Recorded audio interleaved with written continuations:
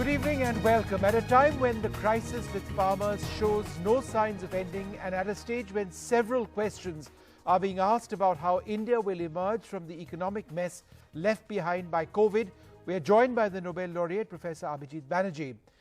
Thanks very much for being with us. Why do you believe that the talks between farmers and the government has entirely broken down despite several assurances made by the government? Well, I think there are two parts to it. One is that the proposal is not, I think, fully spelt out. I think I think what is supposed to happen I think the farmers think of a scenario where, there is a monopoly of one or two large corporates that are holding them ransom. Whether that's going to happen or not, that's anybody's guess. I don't think that's guaranteed. But I think the proposal to reassure them needs to have a fair amount of detail on how we deal with the eventualities of that kind, the bad eventualities. What does the government at least promise that it would step in certain situations? Can we spell out some of the possible reasons for the government to step in? That's part of the problem. It is the lack of, I think, assurance that, if there is a problem, it will be taken care of. The other part, the other part of the problem is more deeper and I think more serious, which is that I think in general, for example, if the government were to say, look, we'll give you, we're going to move you over to a cash platform so that, instead of getting subsidies for this and subsidies for that and subsidies for this other thing, we will give you, and there's an electricity bill that's supposed to come with this farm bill, etc. Really, there's all of those pieces are kind of around. So I think that, and there I think there's a deep lack of trust.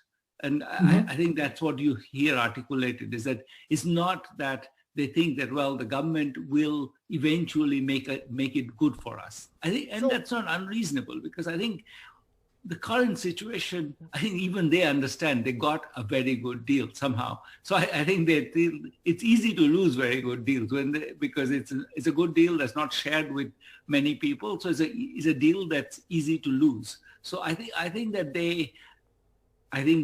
I saw an op-ed today which said, well, why don't you give that same good deal to other people? But the other people are not necessarily in a position to get the same good deal. So I do think that there is a real challenge in navigating this space where I think having a lot of trust would help. So the government does, however, say that everything will be assured, guaranteed, MSP, several of the other demands made by the farmers, but they still say the laws won't be revealed. So why is that not good enough? Well, it's I think that if you saw even laws are not quite good enough. If you think of the GST negotiations recently, I mean, I think the states had entitlements under the GST Act, and those were, they were treated as being flexible, let's say, by the federal government. So I do think that there is space for mistrust, and I think in the end it is somehow their sense that, this is all part of a process of taking it away from them. Whether they're right or wrong, I think it's not that I think I and everybody else has, including the farmers, I think recognize that, the water situation in Punjab is dire, for example, and that, getting something that would work, which will make the water table not vanish in the next 20 years completely, it would be a good thing. So I don't think that there is a sense in which they're completely immune to that argument. I just think that they feel that, when you tell me this, tell me something that I really believe will come my way. And I think and the current conversation doesn't seem to have the right instruments. The government is not willing to make a very large permanent commitment under PM Kisan, which would be the kind of thing that might actually become viable. If you really said per hectare, I'll give you X rupees, which X is a significant number, maybe that would work. So given the profound distrust that you say exists between farmers and the government, what in your view is the way forward?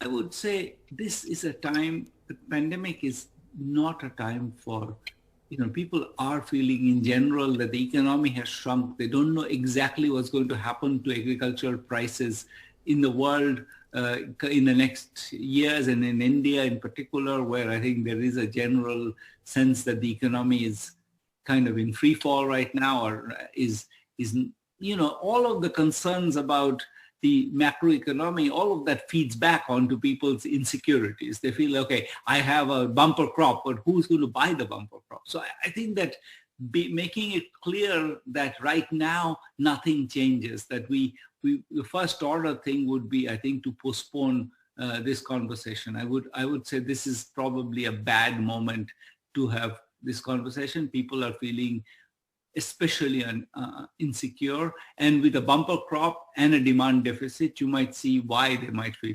insecure. So I do feel that maybe it's a good time for the government to say, okay, fine, we hear you. We don't agree, but we hear you. And let's right now we're going to withdraw the bills. We'll bring them back after we have more discussion and more parliamentary discussion. I think the parliamentary discussion helps partly by creating, it gets buy-in from the MPs, and they then go back and they kind of negotiate, and they come back, hear what the pushback is, and that process is important. I think more discussion in general would help.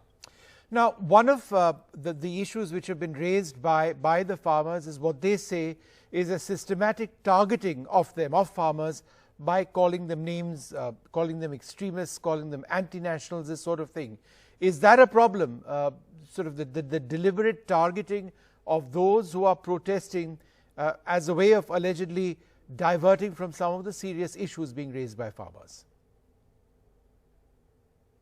I think there is no... I think what the farmers are doing is acting on their very simple economic interest, to say that, that this is, whether this is fully understood, whether the farmers are entirely right about the threat, whether the government is not going to eventually compensate them. But let's have those pieces spelled out. I don't see a reason to throw accusations till there is if this was completely, it's very understandable what the farmers are saying. They're saying, we like the status quo. You're taking away the status quo. We don't know where we'll land. Help us understand where we'll land and give us some guarantees for that. Now, they are saying, right now, repeal all the laws and just give us the status quo back. But if the government said, look, no, I'll give you these wonderful other things, maybe they would join the conversation. So I think throwing accusations in before you try, something constructive seems not helpful, because it sort of puts people's backs up, especially when I think these farmers are often deeply nationalistic, and they feel that, look, we do what we do. We are proud Indians, and why are you throwing accusations? That doesn't help the conversation. If I were to negotiate, I would never start by accusing my opponents of malfeasance. Now, let's talk about the broader economy. Nomura, for example, is optimistic about the recovery of the Indian economy. They say that it's going to outperform what a lot of people have said, particularly as the economy starts churning again. Are you as optimistic? I'm really, I think these are all, everybody's reading some tea leaf for the other.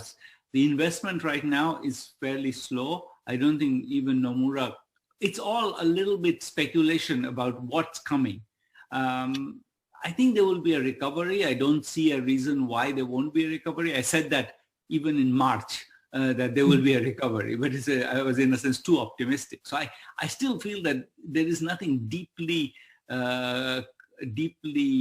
sort of structural holding us back. But I do think that it's not that easy, given that there is a demand deficit, and generally, the typical, when people are scared, they tend to save more and consume less, and all those features that slow down recovery are kind of built into our system. And we sort of, I don't see a reason. And then if I'm not going to buy, then you're not going to invest, and so on. All of the standard macroeconomic concerns seem to be there. And the IMF has a somewhat different view and all that. And I'm not enough of a kind of a stargazer to know exactly, to give you a number. But I think there are risks, and we need to be certainly conscious of the fact that there are a bunch of risks that we are facing. Professor Banerjee, beyond the broader GDP and growth numbers that we keep talking about, how in what you have seen, what you've heard, has COVID had a profound impact on the livelihoods of countless families?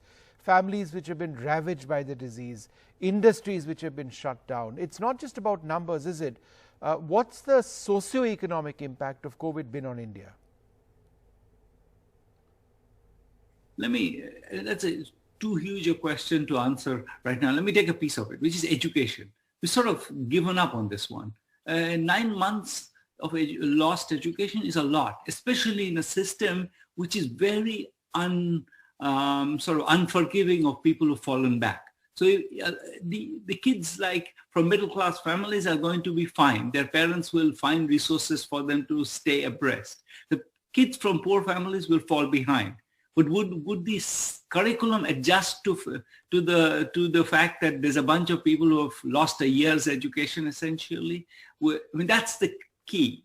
So I'm very worried about what's going to happen to education unless there is a concerted effort to say, look, this was a major shock to the education of the low-income population, children from those families, and we're going to do something very unique to help them catch up. Otherwise, I feel that they're going to, in West Bengal, you hear constantly the story of girls being married off, especially Muslim families. You hear this story. I'm more involved in the day-to-day narratives of West Bengal, and there I hear, absolutely these stories of, girls now say, okay, there is no school, so what are you doing at home? Let's, get married. This is really scary. And so I'm going to. And then there's many other things that are scary. I think people are very reluctant to, again, go to, 1,000 miles away without quite having the assurance that they will be taken care of better than they were last time. So I think there's all kinds of certainties about school and about migration that were driving our growth, which have now been sort of undermined. And I think we need to take account of those. Professor Banerjee, there's also a new report that's come in on the state of families in our country and development, the health of children, malnutrition, and there are some fairly startling revelations about stunting and malnutrition in some of the 10 major states in the country, that from the time of the last report to now, the situation hasn't improved at all. Isn't that an indicator that on some of the most basic indices we may be failing? It's terribly wrong. I think we had if you look at our malnutrition, it went down a lot, then was flat for a while, then it actually improved a lot for about 7-8 years. Now it's flat again. So it's not, I would say, it's worrying. It's something that I would have loved to see in the opposite. Do I know this? Because I think all of these things require a sort of understanding. Partly the incomes of the poor. Incomes of the poor have not improved. We've been sort of, the NSS statistics have not been allowed to come out. But when we saw them briefly, the results were very clear that for the first time in many years, the earnings of the average person had gone down. The bottom half of the economy was doing worse, slightly worse, but there was incomes have not grown. So malnutrition is kind of scales with income a little bit. So, I think that we need to get growth back to the low income population. I think since 2016, the growth has been very slow and maybe slower than our numbers show, as Arvind Subramaniam has been arguing. And with that and the NSS numbers kind of confirm that at least at the bottom of the income distribution, we don't see any growth in earnings. So I think we've had this problem for about 4 or 5 years. So it's all consistent. It's a pattern that we kind of wouldn't be surprised by. I think that's a sad fact, is that I think we need to, we already knew that we were in a growth slowdown, that the NSS was showing this, etc. This was discussed before COVID. COVID has clearly made things worse, but I think we were already in a major slump of at least from the poverty point of view. We were not doing well in the last few years. Are you concerned? And if we look at some of the larger issues, obviously the biggest issue which affects all of us is COVID, but now there's a sense of hope. Vaccines are being administered, but are you concerned about the equitable distribution of vaccines all around the world? I'm very concerned. I think the India actually might be relatively better off in that. At least we have an infrastructure for manufacturing vaccines. Whenever a vaccine that's relatively easy to handle, not maybe the Pfizer or the Moderna vaccine, but something else, it becomes available, we might be able to license it, and I think even then, of course, we have to worry about who gets it within India. But I think that globally, the rich countries have been buying up all the vaccines that are available.